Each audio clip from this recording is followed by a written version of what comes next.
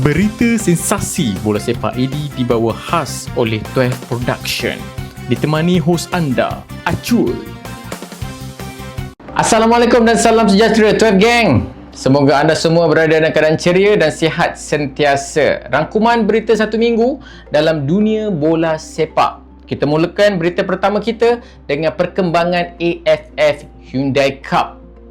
Perkembangan skuad Harimau Malaya di pentas AFF. Kita semua sudah sedia maklum, kita baru sahaja tewas di tangan Vietnam untuk pusingan pertama semi-final. Okey, tapi bukan itu yang kita nak cerita sekarang. Kita akan sembang mengenai beberapa pemain yang hilang. Bukan hilang sebenarnya, dia tak ada dalam skuad. Di saat kita perlukan mereka, time tu lah pula tak ada, guys. Gurau, maafkan saya.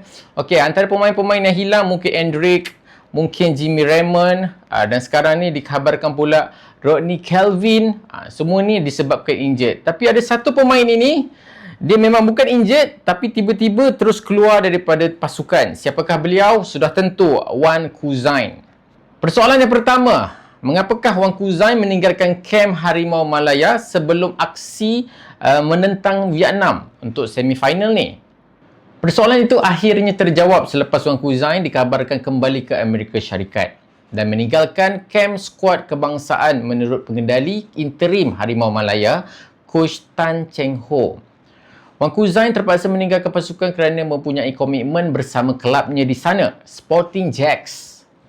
Walaupun hanya sempat bersama Harimau Malaya dalam 4 aksi peringkat kumpulan B, Cheng Ho tetap memuji sumbangan yang telah diberikan pemain yang berumur 27 tahun ini.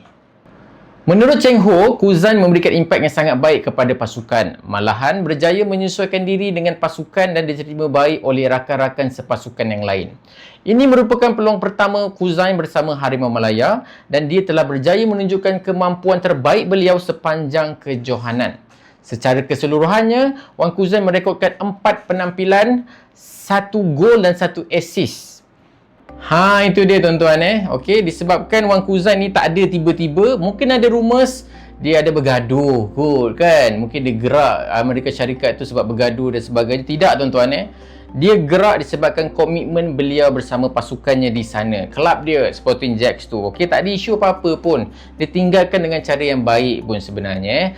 Disebabkan tak adanya pemain-pemain seperti Endrick, Wan Kuzain ni dan juga beberapa pemain-pemain yang lain, aku rasa memang ada impak yang sangat-sangat besar lah dalam pasukan. Okey, kalau adanya mereka-mereka ini, mungkin kita dapat bagi saingan kepada Vietnam lebih sengit lah. Okey, yang lepas tu okey, yang first leg tu okey, bukan tak okey. Tapi kalau ada diorang ni, mungkin lebih okey gitu. Okey, alright, kita teruskan berita yang kedua, masih di dalam tajuk AFF Hyundai. Tapi kali ni bukan mengenai Harimau Malaya. Mengenai tim mana pula tu? Let's go. Arena Bola Sepak ASEAN dikejutkan dengan berita Persekutuan Bola Sepak Laos LFF membuat laporan polis berhubung dakwaan pengaturan perlawanan. Damn. Okey. Apa benda pula ni gang Menurut laporan The Tau 247, antara sumber yang kita dapat, LFF mengesyaki wujud unsur match fixing dalam 4 perlawanan Laos sepanjang saingan ASEAN Hyundai Cup. LFF kemudiannya menjalankan siasatan dalaman dengan memanggil kesemua pemain dan juga pegawai untuk memberi keterangan pada 2 dan 6 Ogos sebelum menyerahkan laporan kepada pihak berkuasa untuk siasatan lanjut. Namun sehingga kini tuan-tuan dan puan-puan sekalian, LFF masih belum mengesahkan sama ada perkara ini betul-betul terjadi atau tidak. Dan juga identiti individu yang terlibat juga tidak didedahkan sama sekali. Mengikut artikel 99 Peraturan ASEAN Hyundai Cup 2026, jika dakwaan ini terbukti ada, kes perlu dilaporkan kepada Jawatan Kuasa Integriti Kejohanan sebelum dirujuk kepada Jawatan Kuasa Etika dan Disiplin AFF. Masak kan kawan ini macam kes berat ni. Okey. Jika benar berlaku, ia bakal menjadi tamparan besar buat pasukan Laos dan ini kerana, untuk pengetahuan korang, pada tahun 2022, FIFA pernah menggantung 45 pemain Laos seumur hidup tuan-tuan selepas mereka didapati bersalah terlibat dalam match fixing ni. Ui, berat tu.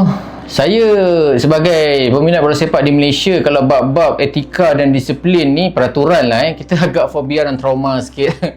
Kami tak langgar apa-apa peraturan. Lately ni tak lah. Lately ni tak. Kami dah behave, okay. Tim Harimau Malaya semua dah behave dah. Untuk pasukan Laos, semoga berjaya. Moga yang baik-baik je. Weh, 45 pemain digantung seumur hidup. Okay. So kat mana dia nak main bola tu? Macam mana keadaannya tu? Tak apa. Moga yang baik-baik lah pasukan Laos. Okay, kita proceed ke next topik kita, berita yang ketiga. Kali ni bukan pasal AFF Hyundai Cup dah. Kali ni kita bercerita mengenai Piala ASEAN FIFA. Yes sir. Benda ni jarang aku sembangkan sebab aku memang nak tunggu pada masa yang sesuai. Tapi tak apa, alang-alang ada dalam berita kita sebab benda ini terjadi pada minggu lepas. Kita borak sekaligus lah. Okay, ikuti laporan ini.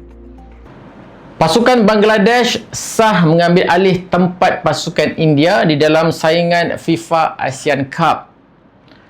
Menurut Si Asia Gold, Persekutuan Bola Sepak Bangladesh ataupun kita panggil BFF, bukan Best Friends Forever, BFF Bangladesh Football Federation mungkin, sudah bersetuju menerima jemputan FIFA untuk mengisi kekosongan yang ditinggal ke India pada saat akhir.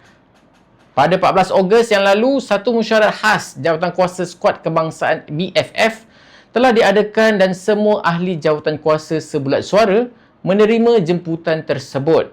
Jika semuanya berjalan lancar, pasukan Bangladesh kendalian Thomas Dule akan berdepan Indonesia, Malaysia dan Singapura dalam kumpulan A Division Premier.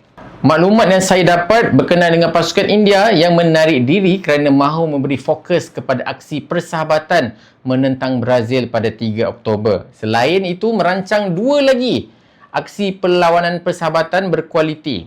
Jadi, pasukan Bangladesh kini mendapat peluang besar untuk beraksi dalam kejohanan ASEAN ini.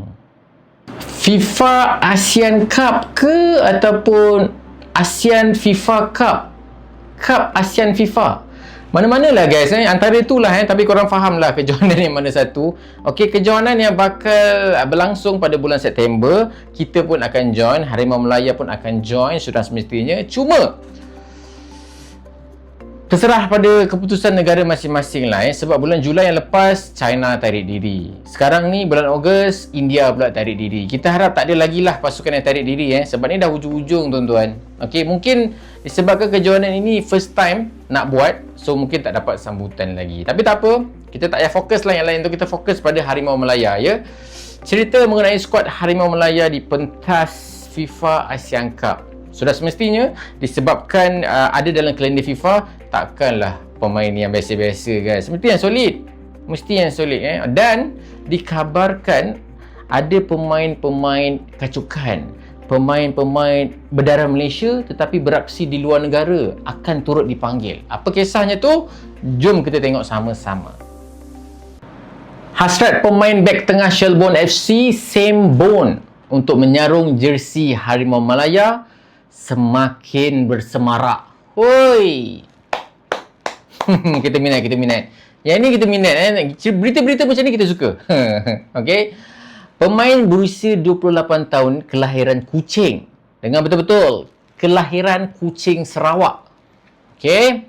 Secara terbuka menyatakan keinginan beliau untuk mewakili Malaysia di pentas antarabangsa. Apabila ditanya seorang penyokong di platform X sama ada dia mahu mewakili Malaysia atau tidak, jawapan Bone cukup ringkas dan padat. 100%. Dengar tu, 100%. Yes sir.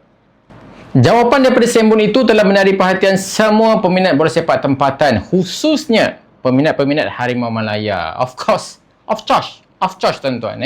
Apa yang lebih menarik lagi, Bone layak mewakili Malaysia kerana beliau dilahirkan di Kuching, seperti apa yang aku maklumkan tadi lah, dan dijangka tidak berdepan apa-apa masalah dari segi peraturan FIFA. Okey, so kalau dipanggil menyertai Harimau Malaya pun boleh, no problem at all. Alright, okey.